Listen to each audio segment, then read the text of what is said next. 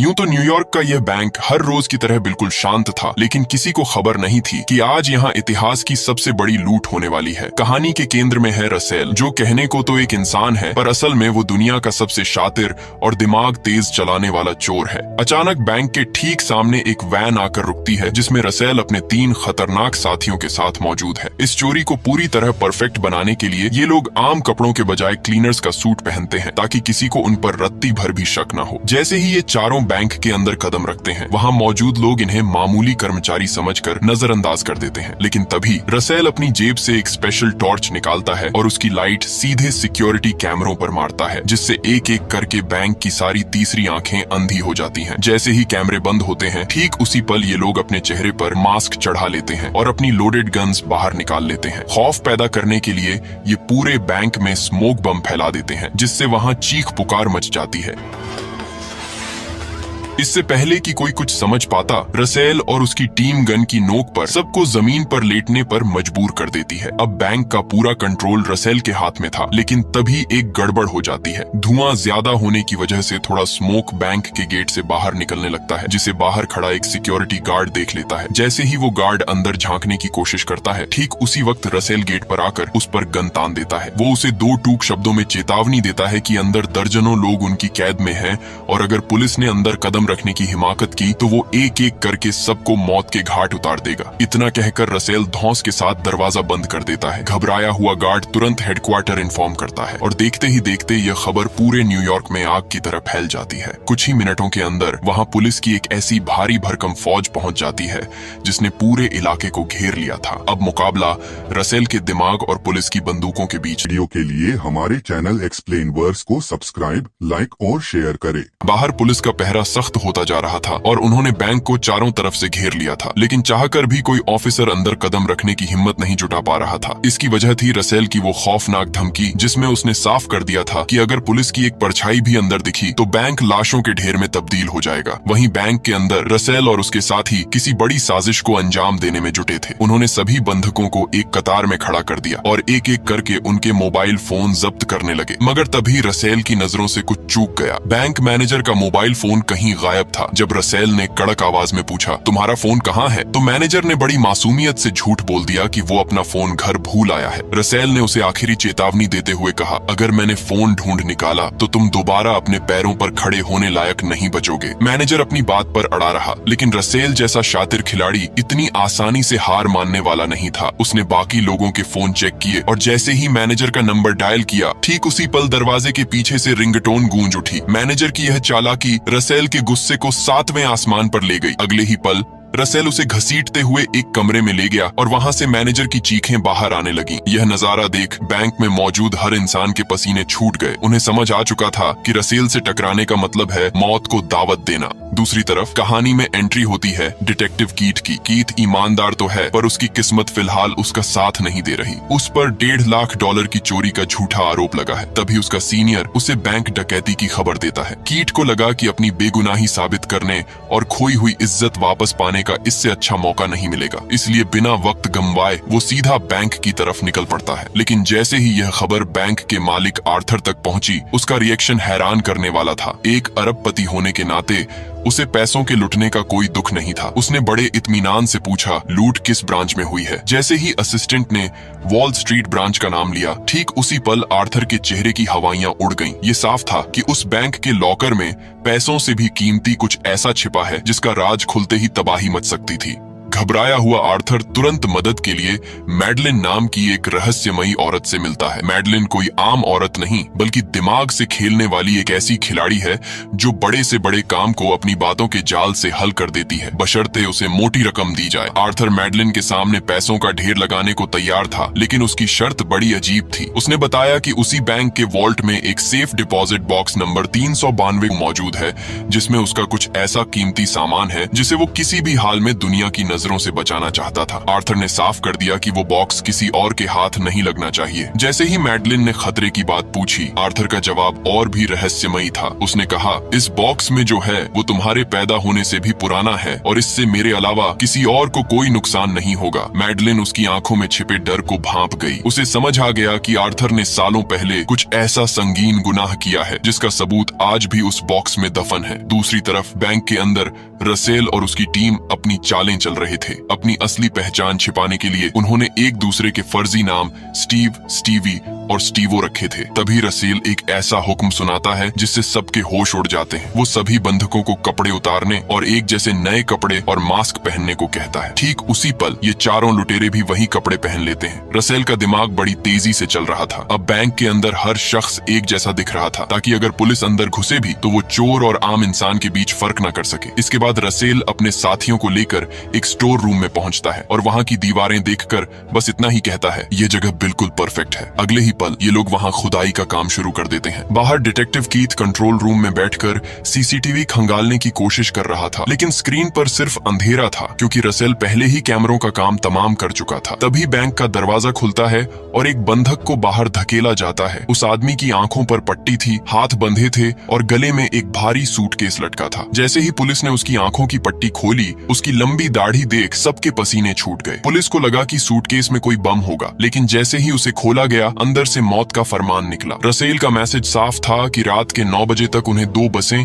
और एक full fuel वाला जेट प्लेन तैयार चाहिए। अगर मांग पूरी नहीं हुई तो 9 बजे के बाद हर एक घंटे में एक लाश बैंक से बाहर आएगी और उसका जिम्मेदार सिर्फ पुलिस विभाग होगा। वक्त तेजी से फिसल रहा था और अब पुलिस के पास सोचने के लिए सिर्फ चंद घंटे बचे थे। तभी हम बैंक के अंधेरे बेसमेंट का मंजर देखते हैं, जहां सभी बंधकों को एक कमरे में भेड़ बकरियों की तरह ठूंस दिया गया था। इसी दम घोंटू माहौल में एक लड़का हिम्मत दिखाता है और अपना मास्क उतार फेंकता है। उसका कहना था कि इस नकाब में घुटकर मरने से अच्छा है कि वो गोली खा ले। उसे समझ आ चुका था कि इन लुटेरों ने सबको एक जैसे कपड़े सिर्फ इसलिए पहनाए हैं ताकि पुलिस की कार्रवाई के वक्त असली गुनहगारों की जगह बेगुनाह मारे जाएं। वो लड़का पागलों की तरह शोर मचाना शुरू कर देता है और जैसे ही उसकी आवाज रसेल के कानों तक पहुंचती है, रसेल बिजली की तेजी से वहां आता है और उसे घसीटते हुए दूसरे कमरे में ले जाकर बेरहमी से पीटना शुरू कर देता है। बाहर कंट्रोल रूम में बैठा डिटेक्टिव कीथ बुरी तरह छटपटा रहा था। उसे समझ नहीं आ रहा था कि इन शातिर दिमागों को जाल में कैसे फंसाया जाए। ठीक उसी वक्त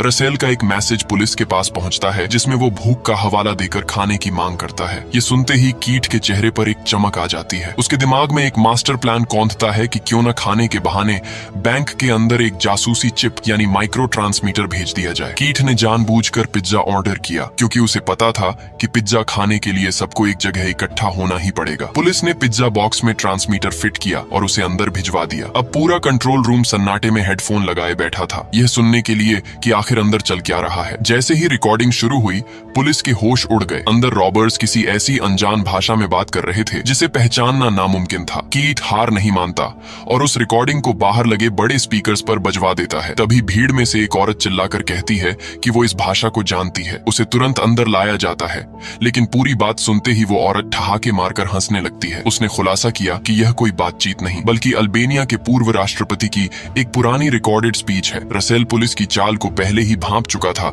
और उसने ट्रांसमीटर के सामने टेप चलाकर पूरी पुलिस फोर्स को एक झटके में बेवकूफ बना दिया। इसी घमाघमी के बीच एंट्री होती है मैडलिन की, जो न्यूयॉर्क के मेयर के साथ कीथ से मिलने पहुंचती है। मेयर कीथ पर दबाव डालता है कि वो मैडलिन की बात रॉबर्ट्स के लीडर से करवाए, पर कीथ अपनी जिद पर अड़ा था। मगर जैसे ही मैडलिन ने उसके ऊपर चल रहे $1.5 लाख की चोरी के केस का जिक्र किया, कीथ के पास समझौता करने के अलावा कोई रास्ता नहीं बचा। कीथ फोन लगाता है और रसेल कॉल उठा लेता है। मैडलिन उसे ऑफर देती है कि वो उसे बैंक की लूट से कहीं ज्यादा रकम दिला सकती है, बस उसे बैंक के अंदर जाकर एक सेफ डिपॉजिट बॉक्स से कुछ सामान निकालना है। रसेल उसे अंदर आने की इजाजत दे देता है। चंद मिनटों बाद रसेल और मैडलिन आमने सामने थे। मैडलिन उसे सरेंडर करने के बदले $20 लाख और कम सजा का वादा करती है, लेकिन तभी रसेल एक ऐसा पत्ता फेंकता है कि मैडलिन के पैरों तले जमीन खिसक जाती है। रसेल उससे पूछता है, कि क्या तुम लॉकर नंबर 392 की बात कर रही हो। जब मैडलिन हकबका जाती है तब रसेल उसे एक ऐसी खौफनाक कहानी सुनाता है जो दूसरे विश्व युद्ध से जुड़ी थी। उसने बताया कि कैसे एक गद्दार अमेरिकी ने नाजी सैनिकों का साथ देकर मासूमों के खून से दौलत कमाई और आज वो आलीशान जिंदगी जी रहा है। रसेल ने कुछ पुराने दस्तावेज दिखाते हुए साफ कर दिया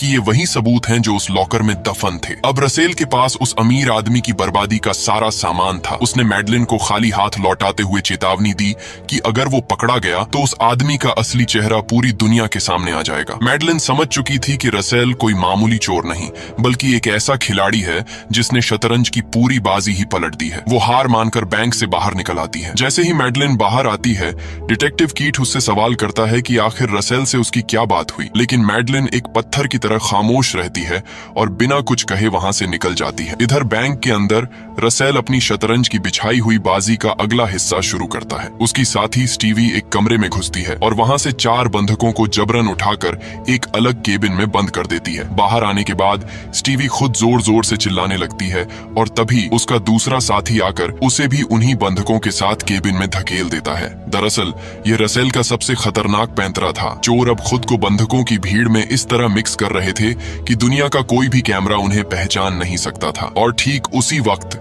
वो गहरा गड्ढा खोदने का काम भी पूरा हो जाता है। बाहर डिटेक्टिव कीट के पास वक्त खत्म हो रहा था। रात के 9 बज चुके थे, लेकिन पुलिस ने चोरों की कोई मांग पूरी नहीं की थी। तभी रसेल का फोन आता है जो बातों ही बातों में कीट को पहेलियों में उलझा देता है। कीट को तुरंत एहसास होता है कि रसेल सिर्फ वक्त बर्बाद कर रहा है ताकि उसका असली प्लान पीछे से पूरा हो सके। कीट अब सीधे एक्शन लेने का फैसला करता है। वो रसेल को कॉल करके झूठ बोलता है कि हमने तुम्हारी सारी डिमांड्स पूरी कर दी हैं, बस मैं ये चेक करने के लिए अंदर आऊंगा कि सभी लोग सुरक्षित हैं या नहीं। रसेल उसे इजाजत दे देता है। बैंक के अंदर कदम रखते ही कीट का सिर चकरा जाता है। हर तरफ एक जैसे कपड़े और एक जैसे मास्क। वहाँ चोर और बेगुनाह के बीच की दीवार पूरी तरह खत्म हो चुकी थी। जब कीट आखिरी कमरे में पहुंचता है तो वहाँ 3 लोग बिना मास्क के बुरी तरह डरे हुए बैठे थे। रसेल बताता है कि ये वो जिद्दी लोग हैं जो बात नहीं मानते। बाहर निकलते वक्त कीट मजाक में अपनी शादी और पैसों की तंगी की बात करता है, लेकिन अचानक वह रसेल को एक जोरदार लात मारकर सीढ़ियों से नीचे गिरा देता है। जैसे ही वह रसेल का नकाब उतारने वाला होता है तभी एक दूसरा लुटेरा गन लेकर वहां पहुंच जाता है। लेकिन हैरानी की बात यह थी कि उन्होंने कीट को कुछ नहीं किया और उसे बाहर छोड़ दिया। कीट समझ गया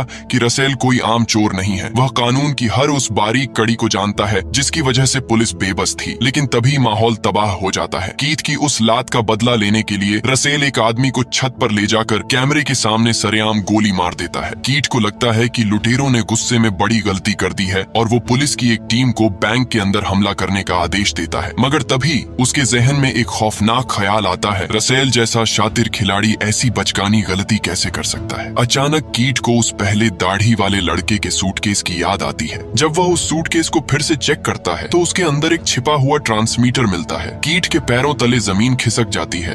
पुलिस की हर एक बात, हर एक प्लानिंग और हर एक मूव चोर पहले से ही सुन रहे थे। कीट चीख कर ऑफिसर को वापस आने को कहता है, लेकिन ऑफिसर जिद पर अड़ा रहता है और बैंक के अंदर घुसने की कोशिश करता है। ठीक उसी पल रसेल बैंक के अंदर स्मोक बम फोड़ता है और गेट खोलकर सभी बंधकों को बाहर भागने का हुक्म देता है। बाहर का नजारा किसी डरावने सपने जैसा था। बैंक से 100 से ज्यादा लोग एक जैसे कपड़ों और मास्क में भागते हुए बाहर निकलते हैं। पुलिस की बंदूकें तनी हुई थीं, लेकिन वो यह तय नहीं कर पा रहे थे कि गोली किस पर चलाएं। पुलिस की एक टीम पागलों की तरह बैंक के अंदर एक एक कोना छान मारती है, लेकिन वहाँ चोरों का नामो निशान तक नहीं था। हैरानी की बात तो ये थी कि रसेल के तीनों साथी भीड़ के साथ बाहर आ चुके थे, लेकिन रसेल उनमें कहीं नहीं था। जैसे ही धुआं छंटा, रसेल किसी परछाई की तरह गायब हो चुका था। पुलिस के सामने अब सबसे बड़ी चुनौती यह थी कि वे उन एक जैसे दिखने वाले लोगों में से असली गुनहगारों को कैसे पहचाने। हालांकि पुलिस ने सभी को हिरासत में लेकर बस में बैठा दिया था, लेकिन उनके पास किसी के खिलाफ कोई ठोस सबूत नहीं था। जब पुलिस बैंक की मुख्य तिजोरी के पास पहुंची तो वहां का नजारा देखकर उनके होश उड़ गए। बैंक का एक एक रुपया अपनी जगह पर सलामत था। लुटेरों ने एक पैसा भी हाथ नहीं लगाया था। यही नहीं, जो हथियार उन्होंने इस्तेमाल किए थे वे भी महज प्लास्टिक के खिलौने निकले। यहाँ तक कि छत पर जिस आदमी को गोली मारी गई थी वो भी सिर्फ लाल रंग और ड्रामे का हिस्सा था। पुलिस ने पूरा बैंक छान मारा, लेकिन उन्हें न तो लुटेरे मिले और न ही वो गड्ढा जिसे वे शुरुआत से खोद रहे थे। डिटेक्टिव कीट बुरी तरह उलझ चुका था। उसे यकीन था कि मास्टरमाइंड रसेल उन लोगों के बीच नहीं है, क्योंकि कीट ने उसकी कद काठी और आवाज को अच्छे से पहचान लिया था। रसेल ने इस खेल को इतनी सफाई से अंजाम दिया था कि पुलिस सब कुछ जानते हुए भी बेबस थी। आपको याद होगा वो लड़का जिसने सबके सामने अपना मास्क उतारा था और रसेल ने उसे बुरी तरह पीटा था। दरअसल वो रसेल का ही साथी था। उसने ये सारा ड्रामा सिर्फ इसलिए किया था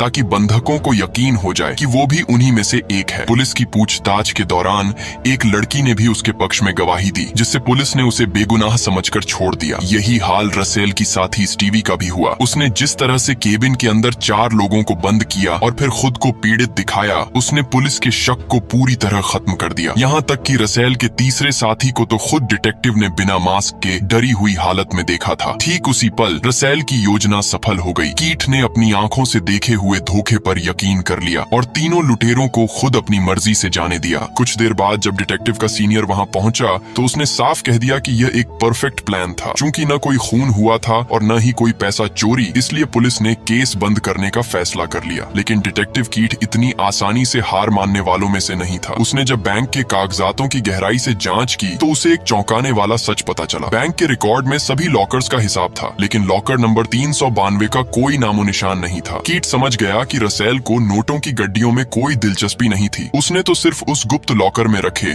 उस बेशकीमती और रहस्यमयी सामान को चुराने के लिए यह पूरा खेल रचा था। दूसरी ओर बैंक के मालिक आर्थर के पास मैडलिन पहुंचती है और उसे एक कड़वा सच बताती है। मैडलिन के मुताबिक वे दस्तावेज अब लुटेरों के कब्जे में है और उन्होंने इसे एक इंश्योरेंस की तरह अपने पास रखा है ताकि अगर भविष्य में वे कभी पकड़े जाएं तो आर्थर को उन्हें छुड़ाने के लिए मजबूर किया जा सके। मैडलिन इतनी नादान नहीं थी। उसे पता था कि चोरों ने सिर्फ कागजों के लिए इतना बड़ा जोखिम नहीं उठाया। उसने आर्थर को बेनकाब करते हुए कहा कि उस लॉकर में बेशकीमती हीरे भी थे। आर्थर हार मान लेता है और एक और खौफनाक राज खोलता है। उन हीरों के साथ वहाँ एक ऐसी अंगूठी भी थी जो पेरिस के एक बड़े बैंकर की पत्नी की थी। वर्ल्ड वॉर 2 के दौरान आर्थर ने चंद पैसों की खातिर अपने दोस्त के पूरे परिवार को नाजियों के हवाले कर दिया था। आर्थर चुप रहने की कीमत के तौर पर मैडलिन को एक मोटा चेक थमाता है, लेकिन उसे अंदाजा नहीं था कि खेल अभी खत्म नहीं हुआ है। एक हफ्ता बीत जाता है। दुनिया को लग रहा था कि रसेल गायब हो चुका है, लेकिन हैरानी की बात तो यह थी कि वो कहीं गया ही नहीं था। वो अभी भी उसी बैंक के अंदर था। आपको रसेल का वो परफेक्ट स्टोर रूम याद होगा। रसेल और उसकी टीम ने बड़ी चालाकी से अलमारियों को आगे खिसकाकर पीछे एक गुप्त जगह बना ली थी। वहाँ खोदा गया गड्ढा कोई सुरंग नहीं, बल्कि एक हफ्ते तक रसेल के वहाँ छिपे रहने का इंतजाम था। जैसे ही एक हफ्ता पूरा होता है, रसेल हीरों से भरा बैग लेकर